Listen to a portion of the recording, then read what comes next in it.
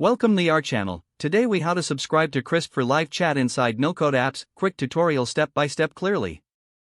Look for the sign up button on the homepage and click it. You will be prompted to enter your email address. Fill in your email and create a strong password for your account. Next, check your inbox for a confirmation email from Krisp. Click on the confirmation link in the email to verify your account. Once verified, return to the Krisp website and log in using your email and password. After logging in, you will see the Krisp dashboard. From the dashboard, navigate to the Settings section.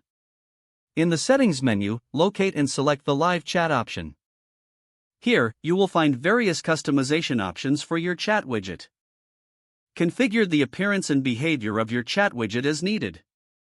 After customization, proceed to the Integrations tab in the Settings menu. Find the no-code app you are using from the list of available integrations.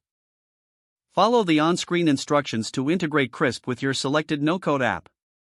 This usually involves copying a code snippet provided by Krisp. Paste this code into the appropriate section of your no-code app. Save your changes in the app and refresh the page to see the chat widget. Test the chat widget to ensure it is functioning correctly. If the page does not load, refresh the browser or try again in a private or incognito window. Make sure you are using the correct email address, then retype it carefully to avoid small typos.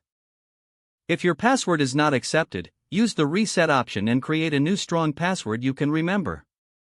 Check your spam folder for verification or security emails, then complete any requested confirmation steps.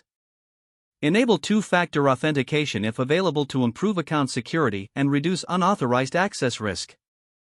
After signing in, review your profile details so your contact information and settings are accurate and current. If you see an error message, note it down and try again after restarting your device and internet connection. Log out when you finish, especially on shared devices, to keep your account and payment information secure. If the page does not load, refresh the browser or try again in a private or incognito window. Make sure you are using the correct email address, then retype it carefully to avoid small typos. Don't forget to like this video and subscribe to our channel for more step-by-step tech guides.